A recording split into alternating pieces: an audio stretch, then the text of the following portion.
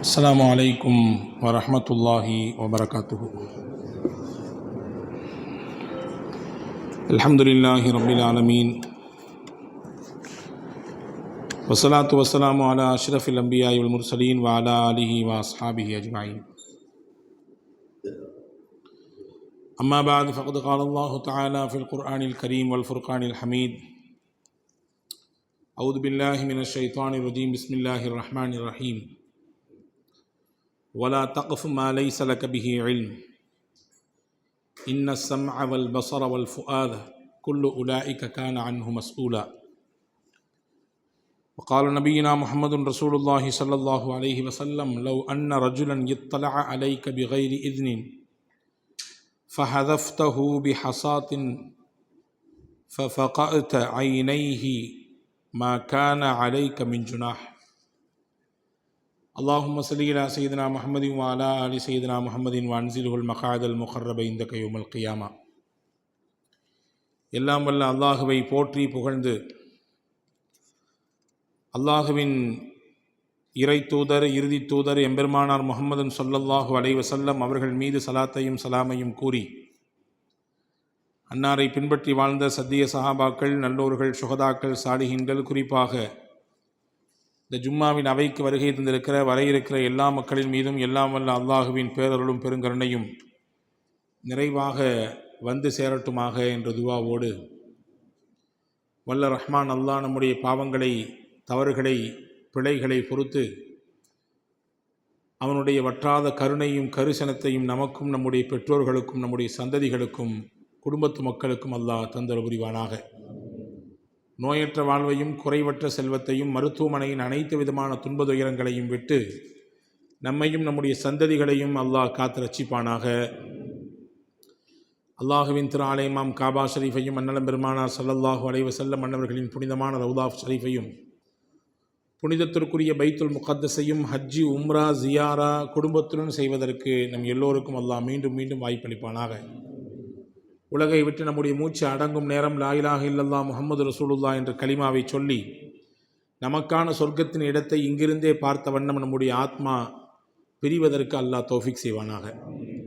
நாளை மறுமையிலே ஜன்னத்துல் ஃபிர்தௌஸ் என்ற உயர்ந்த சொர்க்கத்திலே கண்மணி நாயகம் ஸல்லல்லாஹு அலைஹி வஸல்லம் அன்னவர்களின் தலைமையின் கீழே நம்மையும் நம்மை பெற்றவர்கள், நமக்கு கல்வி தந்தவர்கள், நம் முன்னேற்றத்திற்கு காரணமான அத்துணை மக்களையும் அல்லாஹ் ஜன்னத்துல் ஃபிர்தௌஸிலே ஒன்றிணைப்பானாக. ஆமீன் யா ரப்பல் ஆலமீன். கண்ணியத்திற்கும் இருந்த மரியாதைக்கும் உரிய பெரியோர்களே, பாசத்திற்குரிய மூமின்களே, இஸ்லாத்தின் அடிப்படை திருக்குர்ஆன், திருநபி ஸல்லல்லாஹு அலைஹி வஸல்லம் அன்னவர்கள் போதித்த அந்த போதனைகள், ஹதீதுகள், இதை தாண்டி இதிலிருந்து நமக்கு மார்க்க சட்டத்தை, மார்க்கத்தினுடைய விளக்கத்தை, நமக்கான வழிகாட்டுதல்களை தந்த இமாம்களினுடைய, அறிஞர் பெருமக்களுடைய அந்த வழிகாட்டுதல்கள் இதுவெல்லாம் அடிப்படையானது. மூலதனமாக இருக்கக்கூடிய குர்ஆனும் ஹதீஸும் இஸ்லாம் என்பதற்கு என்ன ஒரு உருவம் கொடுக்கிறது என்பதை நாம் பார்க்க வேண்டும். இன்று பலர் விளங்கியிருப்பதுண்டு, இஸ்லாம் என்றால் குர்ஆனிலும் ஹதீஸிலும் வழிபாடு சார்ந்த விஷயங்கள் சொல்லப்பட்டிருக்கிறது.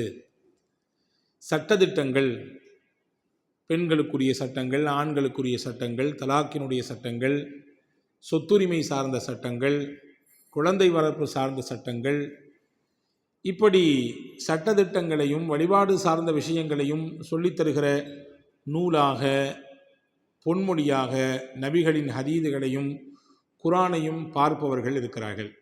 ஆனால் இதை தாண்டி இஸ்லாம் வாழ்வியலுக்கான பல்வேறு விஷயங்களை வல்லல் நபி ஸல்லல்லாஹு அலைஹி வஸல்லம் அன்னவர்கள் மூலமாக நமக்கு காண்பித்து கொடுத்திருக்கிறது. உங்கள் வாழ்க்கைக்கு தேவையான, குறிப்பாக உங்களை சுற்றி இருக்கக்கூடிய மக்களை நீங்கள் எப்படி அவர்களை பாவிக்க வேண்டும், எப்படி அவர்களிடத்திலே உறவாட வேண்டும் என்பதையெல்லாம் அழுத்தம் திருத்தமாக சொன்னதோடு மட்டுமல்ல, உங்கள் இறைவனை திருப்திப்படுத்த வேண்டுமென்றால், இறைவனின் அன்பும் அருளும் உங்களுக்கு கிடைக்க வேண்டுமென்றால், உங்களை சுற்றி இருப்பவர்களையும் நீங்கள் திருப்திப்படுத்த வேண்டும், அவர்களுடைய அன்புக்கும் உரியவர்களாக நீங்கள் உங்களை மாற்றிக்கொள்ள வேண்டும் என்பதை அழுத்தம் திருத்தமாக குர்ஆனும் ஹதீஸும் பல்வேறு இடங்களிலே நமக்கு சொல்லுகிறது. நபிகள் பெருமானா ஸல்லல்லாஹு அலைஹி வஸல்லம் சொன்ன ஹதீதை சையதுனா அபூ ஹுரைரா ரலியல்லாஹு அன்ஹு அவர்கள் அறிவிப்பு செய்வதை நாம் கவனத்தில் கொள்வோம். ரசூலுல்லாஹ் சொன்னாங்க, ஒருத்தருடைய கஷ்டத்தை யாரு தான் கஷ்டமாக நினைக்கிறாரோ, ஒருத்தருடைய கஷ்டத்தை யாரு சிரமங்களை போக்கி கொடுக்கிறாரோ, அல்லாஹ் அவருடைய ஆகிரத்தினுடைய மறுமையினுடைய கஷ்டங்களை எல்லாம் போக்கி தருவான். ஒன்று. அடுத்த பாயிண்ட், யார் சிரமப்படுபவருக்கு அந்த சிரமத்தை லேசாக்குவதற்கான வேலைகளை செய்கிறாரோ, ஏதோ ஒரு சிரமத்தில் இருக்கார், அது கவலையாக இருக்கலாம், அல்லது வீடு தேடி அலைந்து கொண்டிருக்கிறார், எங்கேயுமே முஸ்லிம்களுக்கு வீடு இல்லையே என்று ஏக்கத்தோடு இருக்கிறார், இவர் காட்டிய ஏதோ ஒரு வழி அவருக்கு நல்ல ஒரு வழியை ஏற்படுத்தி கொடுத்து விட்டது. அவர் படும் சிரமத்தில் கொஞ்சம் அதை குறைப்பதற்கு வழி செய்கிறார். ரசூலுல்லாஹ் சொன்னாங்க, யஸ்ஸரஹுல்லாஹு அலைஹி ஃபித்துன்யா வல் ஆখিরা, இவருக்குரிய சிரமங்கள் உலகத்திலும் ஆகிரத்திலும் என்னவெல்லாம் உண்டோ அதையெல்லாம் அல்லாஹ் இலகுவாக்கி விடுவான். இவர் இன்னொருவருக்காக வேண்டி யோசித்தார் அல்லவா, அவருடைய சிரமங்களை போக்குவதற்கு என்ன வழி என்று சிந்தித்தார் அல்லவா, அதற்காக இந்த துன்யாவினுடைய ஆகிரத்தினுடைய இவருடைய சிரமங்கள் என்ன உண்டோ எல்லாவற்றையும் அல்லாஹ் மறைக்கிறான், அதை லேசாக்கி தருகிறான். இது ஒன்று. அடுத்து சொன்னாங்க ரசூலுல்லாஹ், யார் ஒருவர் செய்த தவறை மறைக்கிறாரோ, யார் ஒருவர் செய்த தவறை மறைக்கிறாரோ, இவர் செய்த பல தவறுகளை அல்லாஹ் நாளை மறுமையில் மறைப்பான் என்றார்கள் பெருமானார் ஸல்லல்லாஹு அலைஹி வஸல்லம். இந்த மூன்றும் ரொம்ப முத்தாய்ப்பான விஷயங்கள்.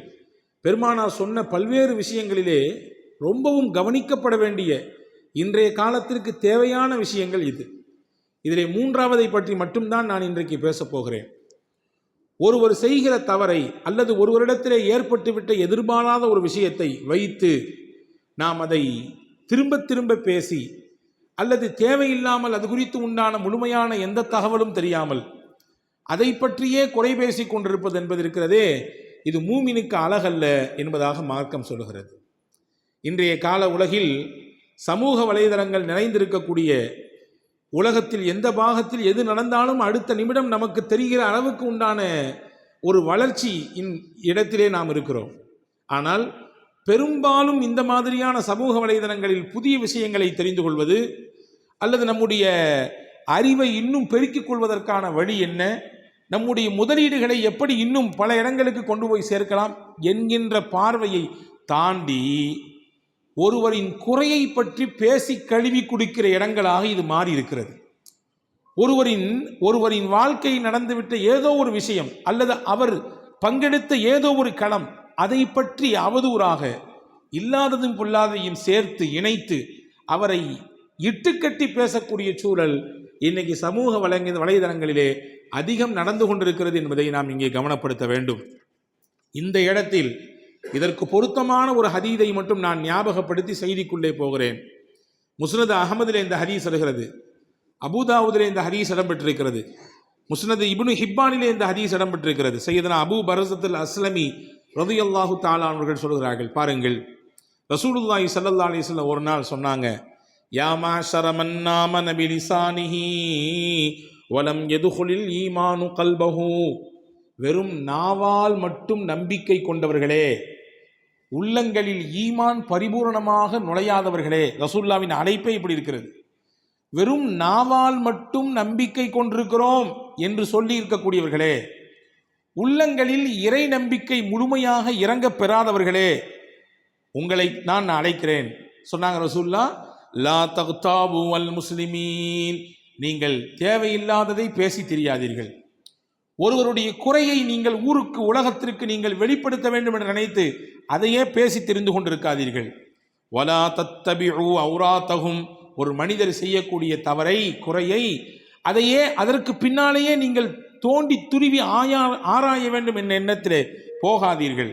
ஃபைன்னஹு மனித்தபஅ அவுராத்தஹும், யார் ஒருவர் பிறருடைய குறைகளை தோண்டி துருவி ஆராய்ந்து அதை வெளியே கொண்டு வர வேண்டும் என்ற சிந்தனையிலே அவரை அவமானப்படுத்த வேண்டும், அவருக்கு தலைக்குனிவை ஏற்படுத்த வேண்டும், அவரை மக்களுடைய அந்த உயர்ந்த பார்வையிலிருந்து கீழே மட்டம் தட்ட வேண்டும் என்ற எண்ணத்திலே பிறரின் குறையவே தேடி தேடி திரிந்து அலைந்து கொண்டிருக்கிறாரோ, ரசூலுல்லாஹ் சொன்னாங்க, அவருடைய குறையை அல்லாஹ் தோண்டுவதற்கு துவங்கி விடுவான். அவர் செய்யக்கூடிய குறைகளை தவறுகளை அல்லாஹ் தோண்டி துருவ ஆராய துவங்கி விடுவான். அல்லாஹ் தோண்டி துருவி ஆராய துவங்கினால் என்ன நடக்கும்? ரசூலுல்லாஹ் அதையும் சொன்னாங்க. யஃதஹு ஃபீ பைத்திஹி, அவர் வீட்டிலே இருந்தாலும் அவரை அல்லாஹ் அவமானப்படுத்துவான். இன்னொருத்தருடைய குறையை தேடி திருவி நீ ஆராய வெளியே போனன்னா ஓம் குறையை அல்லாஹ் வெளிப்படுத்துவான்றான் ரசூல் ஸல்லல்லாஹு அலைஹி வஸல்லம். உன்னை அவமானப்படுத்துவான். நீ வெளியே போகாவிட்டாலும் வீட்டுக்குள்ளேயே நீ இருந்தாலும் உன் குறைகள், உன்னுடைய பிரச்சனைகள் எல்லாம் ஊர் உலகத்தின் காதிலே படும் விதத்திலே அல்லாஹ் அமைத்து விடுவான் என்றார்கள் முஹம்மதுன் ரசூலுல்லாஹி ஸல்லல்லாஹு அலைஹி வஸல்லம். இந்த ஹதீஸினுடைய துவக்கத்தில் அந்த வரிகளை கவனிங்க. முஸ்லிம்களே என்று சொல்லி ரசூலுல்லாஹ் அழைக்கல, மூமின்களே என்று சொல்லி ரசூலுல்லாஹ் அழைக்கல.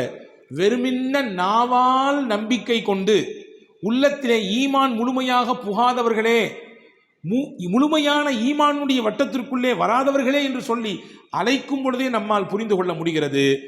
பிறரின் குறைகளை தேடி துருவி அலசி ஆராயக்கூடியவர்கள் உள்ளபடியே 100% இறை நம்பிக்கைக்கு உரியவர்கள் அல்ல. அவர்கள் வெறுமின்ன நாவால் நம்பிக்கை கொண்டவர்கள், உள்ளத்திலே ஈமான் முழுமையாக அவர்களுக்கு இறங்கவில்லை என்பதை இந்த ஹதீஸினுடைய வரிகள் நமக்கு உணர்த்துகிறது. எனவே அன்பான சகோதரர்களே, முடிந்த வரைக்கு நாம் ஒருவரின் நல்லதை பற்றி பேசுவதற்கு பழகிக்கொள்ள வேண்டும். மனிதன் என்றால் அவனிடத்திலே குறையும் இருக்கும், நிறையும் இருக்கும், நல்லதும் இருக்கும், கெட்டதும் இருக்கும். எல்லாமே அவருக்கு நல்லதுதான் என்று சொல்ல முடியாது. எல்லாமே இவரிடத்தில் குறைதான், இவரிடத்தில் பாவம்தான் என்று முத்திரை குத்தி அவரை ஓரம் தள்ளவும் முடியாது. அதிகமாக நல்லது செய்யக்கூடிய ஒரு மனிதத்திலே ஒரு தவறும் ஏற்படலாம், அதிகமாக தவறும் பாவமும் நிகழக்கூடிய ஒரு மனிதரிடத்திலே நல்லதும் ஏற்படலாம். எனவே யாரிடத்தில் நல்லது இருக்கிறதோ அதை எடுத்துக்கொள்ள வேண்டும், தீயதை நாம் தட்டி விட்டு விட வேண்டும். அதை பெரிதிப்படுத்தி அதை சொல்லி பிற மக்களிடத்திலே அதை கொண்டு அவரை அவமானப்படுத்த வேண்டும் என்ற சிந்தனைக்கு நாம் ஒரு காலம் போகக்கூடாது என்பதை நமக்கு நபிகள் பெருமானார் ஸல்லல்லாஹு அலைஹி வஸல்லம் அவர்கள் சொல்லித்தர்றாங்க. பொதுவாகவே ஸல்லல்லாஹு அலைஹி வஸல்லம் ஒருத்தர் இருக்கக்கூடிய நல்லதை எடுத்துக்குவாங்க, அதை மக்களுக்கு ஃப்ளாஷ் பண்ணுவாங்க, அதை வெளிப்படுத்தி காட்டுவாங்க. பாருங்க, வரலாற்றிலே ஒரு நிகழ்வு. ஒரு நபித்தோழர் இருந்தால் அவர் நன்றாக ரசூலுல்லாஹ் மீது பிரியமானவர், ஆனால் ஏழை. ரொம்ப நபியின் மீது பிரியம் உண்டு, ஆனால் அவர் ஏழை. ஒரு தீய பழக்கம் அவரிடத்தில் இருந்தது. எங்காவது கூட்டாக சேர்ந்து போனால், சேர்ந்து உட்கார்ந்து மது குடிக்க ஆரம்பித்தால் இவரும் போய் அந்த கூட்டத்தில் சேர்ந்துக்குவார். அப்படி பேச்சோடு பேச்சா சேர்ந்து இவரும் குடிக்க ஆரம்பிச்சுவார். இப்படி 2-3 தடவை மதீனாவிலே கூப்பிட்டு அந்த குடித்ததற்கான தண்டனையும் அவருக்கு கொடுக்கப்பட்டது. ஒரு நாள் அடிக்கிறாங்க, மது குடித்ததற்கான கசையடி கொடுக்கப்படுது. அடிக்கும் பொழுது அங்கே அந்த தண்டனையை நிறைவேற்றக்கூடிய இடத்துல இருந்த ஒருத்தர் சொன்னாரு, அல்லாஹும் மல்அனுஹு, இறைவனின் சாபமும் கோபமும் உனக்கு ஏற்படட்டும், நாசமா போவ. நீ எத்தனை தடவை தான் இப்படி குடிச்சிட்டு வந்து தண்டனை வாங்குவ? திருந்தணும்னு உனக்கு நினைப்பில்லை? இந்த பாவத்திலிருந்து வெளியே வரணும் உனக்கு ஆசை இல்லை? இப்படியா திரும்ப திரும்ப திரும்ப திரும்ப வந்து குடிச்சு இறைவனின் சாபத்தை வாங்குவாய்? உனக்கு ஏற்படட்டும் மொத்தமாக சாபம் என்று அவர் சொன்னார். அந்த நேரம் பார்த்து ரசூலுல்லாஹ் அந்த இடத்த கடந்தாங்க. ரசூலுல்லாஹ் என்ன செஞ்சிருக்கலாம்? சரி குடிச்சவன் தானே, போயிட்டு போகுது, பேசுறது பேசட்டும் என்று கடந்து போகவில்லை. ரசூலுல்லாஹ் உடனே அதை மறைச்சாங்க. லா தல்அன்ஹு, அவரை நீங்கள் சபிக்காதீர்கள், ஏசாதீர்கள், இறைவனின் கோபமும் சாபமும் அவருக்கு ஏற்படட்டும் என்று வஞ்சாதீர்கள். எனக்கு தெரியும், இன்னி அலிம்துஹு அன்னஹு யுஹிப்புல்லாஹ வ ரசூலா, அவருடைய உள்ளத்திலே அல்லாவின் பிரியமும் அல்லாவின் ரசூலுடைய பிரியமும் இருக்கிறது. அந்த பிரியம் உள்ளத்தில் அவருக்கு இருக்குது. ஏதோ சந்தர்ப்ப சூழல் அவருக்கு பாவத்தின் பக்கம் அவரை ஏதோ ஒன்று தள்ளி கொண்டிருக்கிறது. ஆனால் நான் நம்புகிறேன், இந்த பிரியம் இன்றில்லாவிட்டாலும் என்றாவது ஒரு நாள் அவரை அந்த பாவத்திலிருந்து மீட்டெடுக்கும் என்று பெருமானார் ஸல்லல்லாஹு அலைஹி வஸல்லம் தன்னுடைய நம்பிக்கையை வெளிப்படுத்தினார். இங்க பாருங்க, ஒரு குற்றத்திற்கான தண்டனை கொடுக்கப்படுகிற இடத்திலே யதார்த்தமாக பேச்சோடு பேசாக ஒருவர் சபிக்கிறார். அந்த சபித்தனை கூட ரசூலுல்லாஹ் ஏத்துக்க மாட்டாங்க. ஏன் சொல்றீங்க? அவரிடத்துல நீங்க மைனஸை மட்டும் பார்க்குறீங்க, அவர்கிட்ட இருக்கிற பிளஸ் என்ன நான் பார்க்குறேன். அவரிடத்துல முஹப்பத் இருக்கிறது, அவரிடத்தில் அல்லாவின் பிரியம் இருக்கிறது, அல்லாவின் ரசூலுடைய பிரியம் இருக்கிறது. அது அவரை மாற்றும் என்று பெருமானார் ஸல்லல்லாஹு அலைஹி வஸல்லம் அவர்கள் சொன்னார். அப்போ எது நல்லதோ அதை எடுத்துக்கொள்ள வேண்டும். பாருங்கள், ஒரு பெண்மணி, அல் காமிதியா என்ற குடும்பத்தைச் சேர்ந்த ஒரு பெண்மணி இன்னொரு ஆணோடு, அந்நிய ஆணோடு தவறாக உறவு கொண்டு விட்டார். தான் செய்தது தவறு என்பதை உணர்ந்தும் விட்டார். இதுக்கு மன்னிப்பு வேணும். இறைவன் என்னை மன்னிக்க வேண்டும் என்றால் நபி இடத்திலே போய் சொல்ல வேண்டும், அதற்கான பனிஷ்மெண்ட் என்னவோ அதை வாங்கணும்.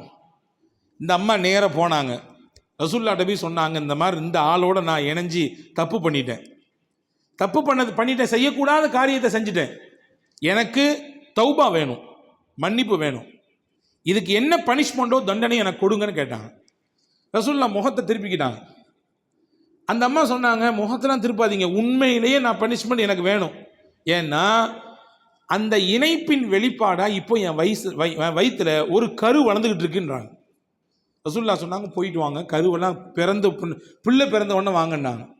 அந்த அம்மா போனாங்க, பிள்ளை பிறந்த பின்னிச்சு வந்துச்சு, அந்த குழந்தையை கையோடு தூக்கிட்டு வந்தாங்க. ரசூலுல்லாஹ் மறுபடியும் அனுப்பி வச்சாங்க. அந்த பிள்ளைக்கு பால் கொடுக்க வேண்டிய காலம் என்று சிலது இருக்கிறது, ஒரு 2 வருஷ காலம் பால் கொடுக்கணும், அதெல்லாம் கொடுத்து முடிச்சுட்டு கொஞ்சம் விவரம் தெரிஞ்ச பின்னாடி வாங்கினாங்க. அந்த அம்மா தனக்கு எப்படியாவது இந்த உலகத்தில் தான் செய்த பாவத்திற்கு மன்னிப்பு கிடைத்தே ஆக வேண்டும் என்பதில் வைராக்கியமாக இருந்தது. அதை விட்டுட்டு கடந்து போக முடியாது. இங்க தப்பிச்சிடலாம், அல்லாஹ்விடத்தில் நாளைக்கு எப்படி தப்பிக்க முடியும்? அவன் பிடித்து விட்டால் அந்த பிடியிலிருந்து நாம் எப்படி வெளியே வர முடியும் என்று அந்த பெண்மணி யோசித்தார். அந்த அம்மா கரெக்டாக 2 வருஷம் முடிஞ்சு, ஒரு சில நாட்கள் முடிஞ்சது. இயல்பாக அந்த குழந்தை சாப்பிடுவதற்கு துவங்கியது. அந்த குழந்தையின் கையிலே ஒரு ரொட்டி துண்டை கொடுத்து அனுப்பி அந்த குழந்தையை கையோடு அழைத்து கொண்டு ரசூலுல்லாஹ்விடத்திலே வந்தார். வந்தவங்க சொன்னாங்க, நபியே, என் மகன் நான் பெத்த பிள்ளை, நீங்கள் சொன்னீங்க விவரம் தெரிஞ்ச பின்னாடி வாங்கன்னு, இப்போ விவரம் தெரியுது, அதுவாக சாப்பிட துவங்கிடுச்சு. எனவே நான் இனிமேல் என்னை சார்ந்து அது இருக்க வேண்டும் என்ற தேவை இல்லை, இனிமேல் யார் வேண்டுமானாலும் பார்த்துக்கொள்ளலாம், நான் உங்களிடத்தில் வேண்டுவது எனக்கு தண்டனை வேண்டும். ரசூலுல்லாஹ் தண்டனை கொடுக்க சொன்னாங்க. இஸ்லாமிய அரசாக இருந்தால் ஒரு ஆணோ ஒரு பெண்ணோ திருமணம் முடிந்ததற்கு பிறகு தவறான தொடர்பில் இணைந்து விட்டால் அதற்கான தண்டனை, இஸ்லாமிய ஆட்சியில் இருக்கக்கூடிய பகுதிகளிலே இஸ்லாம் வெளிப்படுத்தக்கூடிய தண்டனை, அவர்களுக்கு ரஜிம் செய்ய வேண்டும், அவர்களுக்கு கல்லால் அடித்து கொல்லப்பட வேண்டும், இதுதான் தண்டனை. குழி தோண்டப்பட்டுச்சு மதீனால, அந்த அம்மாவை நிப்பாட்டினாங்க, கல்லை தூக்கி அடித்தாங்க. அடித்த அடியில் ஒரு கல்ல பட்ட ரத்தம் அந்த அம்மா உடம்புலேருந்து பீறிட்டு வந்துச்சு. யார் மேலே நேர பட்டுச்சு அப்படின்னா ஹாலித் பின் வலீத் ரலியல்லாஹு மேலே பட்டுச்சு. ஹாலித் ரலியல்லாஹு உடனே முகத்தை சுருக்குனாங்க. தப்பு பண்ண ஒரு பெண்ணு, விபச்சாரம் பண்ண ஒரு பெண்ணு, அந்த பெண்ணுக்கு தண்டனை கொடுக்கும் பொழுது அந்த பெண்ணுடைய உடம்புல ஓடக்கூடிய ரத்தம் என் மேலே பட்டுடுச்சேன்னு சொல்லி அப்படி முகத்தை சுருக்குனாங்க. ஹதீஸிலே வருகிறது பாருங்கள், மஹல்லன் யா ஹாலித், மஹல்லன் யா ஹாலித், ஹாலிதே கொஞ்சம் நில்லுங்க, அந்த அம்மா உடம்புலேருந்து பட்ட ரத்தம் உங்களுக்கு இப்போ முகசுளிப்பை தருது இல்லையா? ஃபவல்லதி நஃப்ஸி பியதிஹி லகத் தாபத் தௌபத்தன் லவ் குஸிமத் பைன 70 மின் நஹ்லில் மதீனா லவஸஅதுஹும். இந்த அம்மா செஞ்ச தப்புக்கு தண்டனையை அனுபவிச்சுட்டு இருக்காங்க. ஆனால் அந்த ரத்தம் உங்கள் மேலே பட்டவுடனே நீங்கள் அருவருப்பாக கருதுறீங்க, முகம் சுளிக்கிறீங்க. அந்த அம்மா செஞ்ச பாவத்தின் மீது உங்கள் கவனம் நகருகிறது. நான் எதை பார்க்கிறேன் தெரியுமா? என்னுடைய பார்வை அந்த பெண்மணியை அல்லாஹ் சுத்தப்படுத்தி கொண்டிருக்கிறான், தௌபாவை கொண்டு சுத்தப்படுத்தி கொண்டிருக்கிறான். இந்த பெண்மணி இப்பொழுது இறந்துதான் போகிறார், ஆனால் தௌபாவோடு மன்னிக்க போகிறார், இறக்க போகிறார், மன்னிப்போடு அவர் இந்த உலகத்தை விட்டு பிரிய போகிறார். அந்த பெண்மணி செய்த மன்னிப்பின் அளவு என்ன தெரியுமா? அதனுடைய குவான்டிட்டி என்ன தெரியுமா? ரசூலுல்லாஹ் சொன்னாங்க, ஒரு பெண்ணின் தௌபா இல்லை, இந்த பெண் செய்த தௌபாவை மதீனாவில் இருக்கக்கூடிய 70 பாவிகளுக்கு பங்கிட்டு கொடுத்தால் 70 பேருடைய பாவத்தை அல்லாஹ் மன்னிச்சுவான். ஒரு பெண்ணுடைய பாவம் தான், ஒரு பெண்ணுடைய தௌபா தான். ஆனால் அதை எடுத்து மதீனாவில் இருக்கும் 70 பாவம் செய்தவர்களுக்கு பங்கிட்டு கொடுத்தாலும் அந்த 70 பேருடைய பாவத்தை அல்லாஹ் மன்னிச்சிடும். அவ்வளோ பெரிய தௌபா அந்த அம்மா செஞ்சுட்டாங்க. ஹாலித் ரலியல்லாஹுவின் பார்வை என்ன, முகமது ரசூலுல்லாஹ்வின் பார்வை என்ன? அவங்க பார்த்த பார்வை எப்படி பார்த்தாங்க? அது அருவருப்பாக பார்த்தாங்க. ரசூலுல்லாஹ் பார்த்த பார்வை, அதை நீங்கள் தப்பாக பார்க்குற மாதிரி தெரியுது. நான் அந்த பெண்மையின் தூய்மையை பார்க்கிறேன், இப்பொழுது அந்த பெண்ணின் நிலை என்ன என்பதை பார்க்கிறேன், அல்லாஹ்விடத்தில் இந்த பெண்ணுக்கு இருக்கக்கூடிய அந்தஸ்து என்ன என்பதை பார்க்கிறேன் என்று பெருமானார் ஸல்லல்லாஹு அலைஹி வஸல்லம் வித்தியாசமான பார்வை உலகத்துக்கு கற்றுக் கொடுத்தாங்க. எனவே அன்பான சகோதரர்களே, எதையும் நல்லதை பார்க்க வேண்டும். ஒரு வருடத்தில் இருக்கக்கூடிய குறை கண்ணோடியே பார்க்கக்கூடிய அந்த நிலைப்பாட்டை விட்டொழிக்க வேண்டும். இதை தான் மார்க்கம் நமக்கு சொல்லித் தருகிறது. அது மட்டுமல்ல, எது நமக்கு தேவையில்லையோ அதிலே மூக்கை நுழைக்கவே கூடாது. எது நமக்கு தேவையில்லையோ, நம்ம குடும்பத்துக்கு தேவையில்லை, நம்ம மஹல்லாவுக்கு அது தேவையில்லை, நம்முடைய ஊருக்கு அது தேவையில்லை, நம்முடைய கடைக்கு அல்லது நம்முடைய வியாபாரத்துக்கு இது தேவையே இல்லை, அங்கே போகவே வேண்டாம். அல்லாஹ் சொல்கிறான், வலா தகஃப் மா லைஸ லக பிஹி இல்ம். எது விஷயத்திலே உங்களுக்கு அறிவும் ஞானமும் இல்லையோ அங்கே நீங்கள் நிற்கக்கூட செய்யாதீர்கள். நிற்கக்கூட செய்யாதீர்கள் என்றால் அதை பற்றி பேசாதீங்கன்றான் அல்லாஹ். நீங்க பேசினா என்ன ஆகும்? இன்ன ஸம்அ வல் பஸர வல் ஃபுஆத், பார்வை, செவிப்புலன், உள்ளம், இதிலிருந்து வெளிப்படக்கூடிய எல்லாத்துக்கும் அல்லாஹ்ட்ட கொஸ்டின் மார்க் உண்டு. அல்லாஹ் கேள்விக்கு உட்படுத்துவான். இது ஏன் இந்த இடத்தில் ஏன் நின்றாய், இங்கே ஏன் பார்த்தாய், இந்த செய்தி ஏன் கேட்டாய், இதை ஏன் பேசினாய் என்று அல்லாஹ்விடத்தில் கேள்வி கேட்கப்படுவீர்கள். அதற்கு நீங்கள் பதில் சொல்லியாக வேண்டும். எது விஷயத்திலே உங்களுக்கு ஞானம் இல்லையோ, எது விஷயத்திலே உங்களுக்கு தெளிவில்லையோ அதை பற்றி பேச வேண்டாம், அங்கே நிற்க வேண்டாம், அதற்கு நீங்கள் காது கொடுக்க வேண்டாம் என்று அல்லாஹ் சொல்கிறான். அன்பான சகோதரர்களே, ஆயிஷா அம்மாவின் மீது ஒரு அவதூறு சொல்லப்படுது நமக்கு தெரியும். ஆயிஷா ரலியல்லாஹு மீது ஒரு இட்டுக்கட்டு, இல்லாத ஒன்றை இணைக்கிறார்கள். ரசூலுல்லாவின் மீது மன அழுத்தத்தை தருவதற்கு, மன ரீதியாக சைக்காலஜியா ரசூலுல்லாவை கொஞ்சம் நெருக்கணுன்றதுக்காக வேண்டி மதீனாவில் இருக்கக்கூடிய முனாஃபிகீன்கள் செய்த வேலை, சஃப்வான் என்ற நபித்தோழரோடு சேர்த்து ஆயிஷா அம்மாவை இணைச்சிட்டாங்க. இதுதான் சர்வசாதாரண உலகத்தில் நடக்குமே. இணைப்பு என்பது என்ன புதிதா அல்லது ரொம்ப கஷ்டமா? யாரனாலும் யாரோட முடிச்சு போடலாம். ஆனால் உண்மைத்தன்மை தெரியாமல் ஒருவர் அதை செய்துவிட்டால் எவ்வளவு பெரிய பேராபத்து என்பதை நாம் உள்வாங்க வேண்டும், இல்லையா? 7 பெரும்பாவங்களுடைய பட்டியலிலே ஹஸரத் பெருமானா ஸல்லல்லாஹு அலைஹி வஸல்லம் சொன்ன ஒன்று, ஒரு பெண் அவள் தூய்மையானவள், ஆனால் அவளின் மீது நீ அவதூறு கூறினால் ரசூலுல்லாஹ் சொன்னாங்க இது கொலை குற்றத்துக்கு ஈக்குவலானதுனாங்க, விபச்சாரத்துக்கு ஈக்குவலானதுனாங்க. அப்போ இல்லாததை ஒன்றை இட்டு கட்டுதல் என்பது மார்க்கத்தில் ரொம்ப பெரிய தடையாக இருக்கிறது. அது செய்யக்கூடாது, எந்த காலத்தையும் செய்யக்கூடாது. பாருங்க, இப்போ இல்லாத ஒன்றை இணைக்கிறார்கள். ஆயிஷா அம்மாவையும் சஃப்வான்ற சஹாபி இணைக்கிறாங்க. ஆனால் அங்கே என்ன விஷயம் தெரியுமா? முஹத்தீஸுகள் சொல்லுகிறார்கள், இணைப்பதற்கு வாய்ப்பே கிடையாது, இங்க 2 பேருக்கும் ஒரு தவறான உறவு இருக்குன்னு சொல்லி பரப்புறாங்க.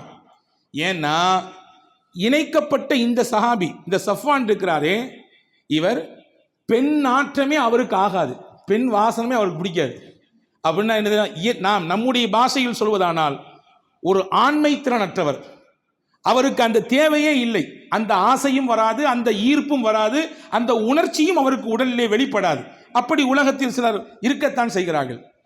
இப்படி தப்பா இணைச்சு விடுறாங்க. இணைச்சு விட்ட பின்னாடி இந்த செய்தி அப்படி பரவுது. சஹாபாக்கள், ஒரு சஹாபி இருந்தாங்க, அவங்க பேர் அபு தர்தா. இவங்க வெளியே போயிருந்தாங்க, வெளியே போயிட்டு வீட்டுக்கு வர்றாங்க. வந்த பின்னாடி உம்மு தர்தா அவங்களுடைய மனைவி வெளியேந்து வந்த வீட்டுக்கார்ட்ட, இந்த பாருங்க, கேள்விப்பட்டீங்களா, இப்படி பேசிக்கிறாங்களாமா?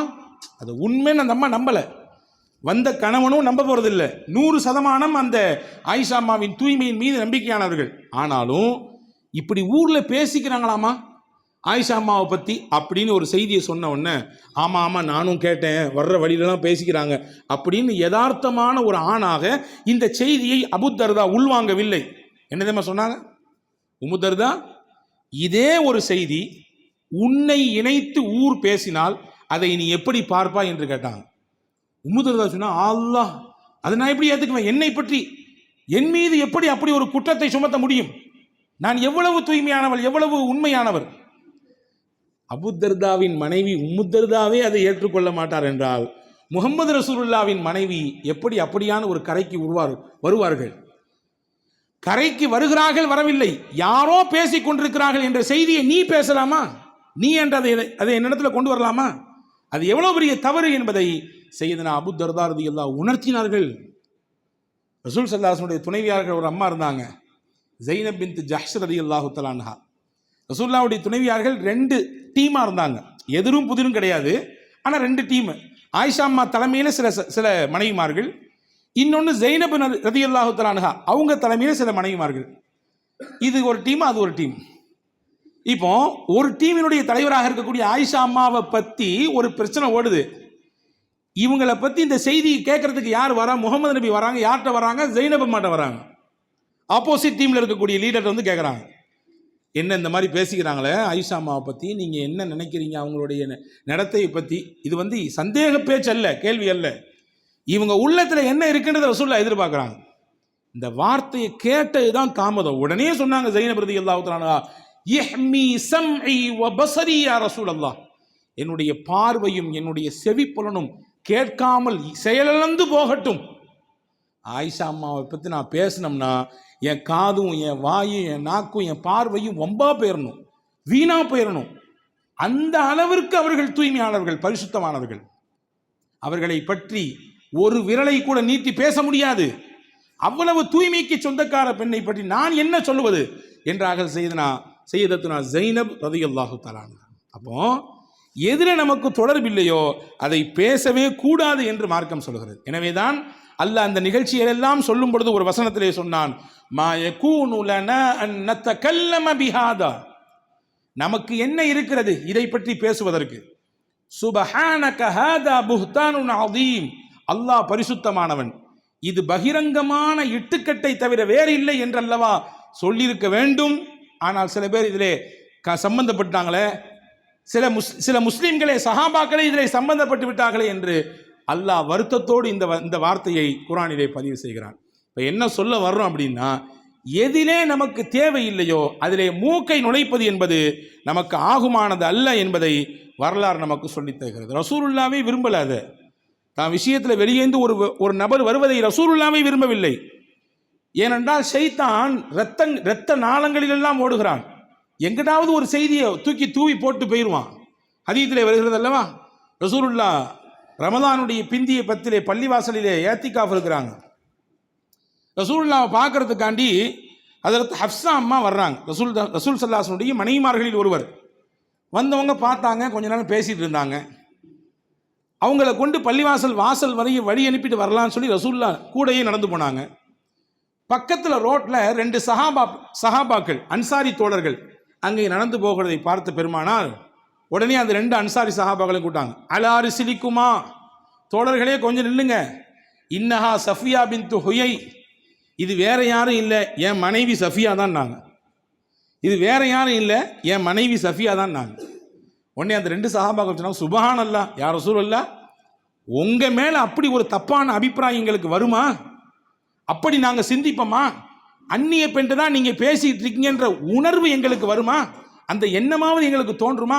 தோன்றாத, நீங்கள் இப்படி சொல்ல வேண்டிய அவசியம் இல்லையே என்று அந்த சஹாபாக்கள் சொன்னபொழுதுதான் ரசூலுல்லாஹ் சொன்னார்கள், இன்ன ஷைத்தான் யஜ்ரி மின் இப்னி ஆதம மஜ்ரத்தம், ஆதமுடைய மக்கள் மனிதர்களின் இரத்த நாணங்களிலெல்லாம் ஷைத்தான் ஓடுகிறான். அந்த ஷைத்தான் என்ன செய்து விடுவான்?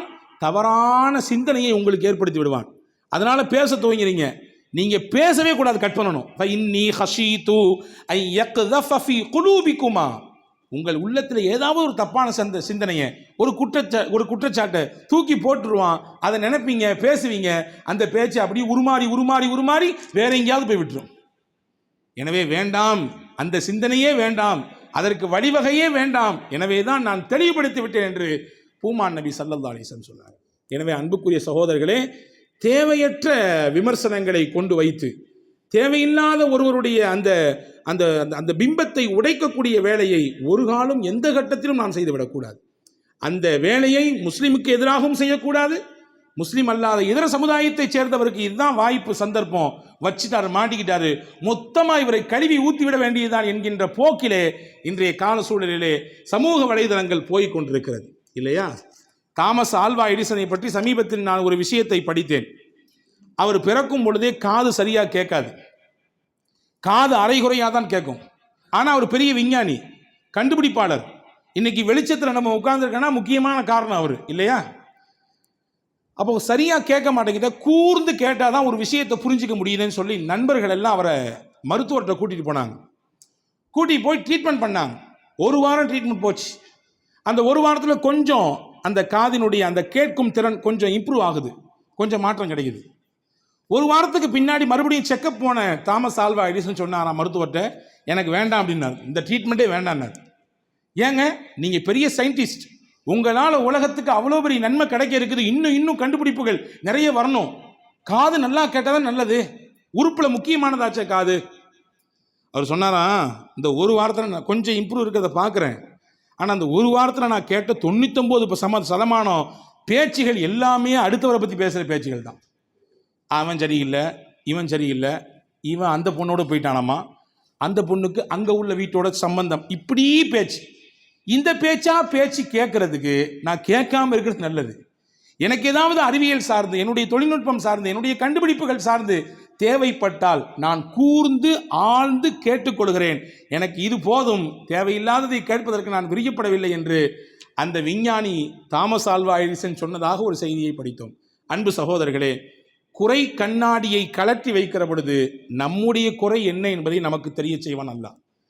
நம்முடைய குறை என்ன என்பதை அல்லாஹ் தெரிய செய்வான். பொதுவாகவே மனிதர்கள் ஒருவரை நோக்கி கையை நீட்டுகிறார்கள், அந்த கை நீட்டுவதிலேயே தெரிகிறது எதிர்த்தாப்பில் இருக்கக்கூடிய நபரை நோக்கி ஒரு விரல் தான், ஆனால் நம்மை நோக்கி 3 விரல் இருக்கிறது. 3 விரல் நம்மை நோக்கி கேள்வி கேட்கிறது. இந்த விஷயத்தில் அவரை நீ கேள்வி கேட்கிற, நீ எப்படிப்பட்ட மனிதர், நீ அந்த விஷயத்தில் சரியா இருக்கிறியா என்று கேள்வி கேட்கிறது நம்மை நோக்கி. இதை புரிய வேண்டும். இப்போ ஒருவர் பிறருடைய குறையை அப்படியே கடந்து போகக்கூடிய நிலைப்பாட்டில் இருப்பாரையானால் அவருடைய குறையை அல்லாஹ் அவருக்கு தெரிய செய்வான்.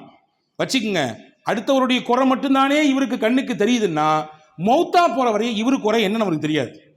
அவர் கபருக்கு போகிற வரைக்கும் ஏன்ட்ட என்ன குறை இருக்கு தெரியாது. ஏன்னா இவர் காலம் முடிச்சோடும் அடுத்தவங்களுடைய குறையை பார்த்தே பழக்கப்பட்டவர், காலம் முடிச்சோடும் அடுத்தவங்களுடைய குறையை பற்றி பேசியே அலைந்து கொண்டிருந்தவர். எனவே இவர் குறை இவருடைய கண்களுக்கு இறைவன் காட்ட மாட்டான். எனவே வல்ல அல்லாஹ்வினிடத்திலே நாம் கேட்க வேண்டிய பொறுப்பும் கடமையும் இருக்கிறது. இறைவா, எங்களை பல மக்களுக்கு பயனுள்ளவர்களாக ஆக்கி கொடுப்பாயாக. எங்களுடைய சகோதரர்களின் சங்கடங்களிலே தோள் கொடுக்கக்கூடிய நபர்களாக எங்களை ஆக்குவாயாக. பிறருடைய குறைகளை தவறுகளை மறைக்கக்கூடிய சிந்தனை மிக்கவர்களாக எங்களை ஆக்குவதோடு மட்டுமல்லாமல், எங்களுக்கு தெரியும் நாங்கள் எவ்வளவு குறை உள்ளவர்கள் என்று, எனக்கு தெரியும் நான் எவ்வளவு தவறுக்கு சொந்தக்காரன் என்று, எனக்கு தெரியும் நான் எவ்வளவு பாவம் செய்திருக்கிறேன் என்று. இந்த பாவத்தை நான் மறைக்கக்கூடிய ஒரு தவறினாலே எனக்கு நாளை மறுமையிலே என் பாவங்களை எல்லாம் மறப்பாயாக என்று வல்ல அல்லாஹ்விடத்தில் கேட்க கடமைப்பட்டிருக்கிறோம். அப்படிப்பட்ட சிந்தனையோடு வாழக்கூடிய தௌஃபீக்கை உங்களுக்கும் எனக்கும் எல்லா மக்களுக்கும் வல்ல அல்லாஹ் வழங்கி அருள் புரிவானாக. ஆமீன். வாஹிரு தஅவானா அனில் ஹம்துலில்லாஹி ரப்பில் ஆலமீன். அஸ்ஸலாமு அலைக்கும்.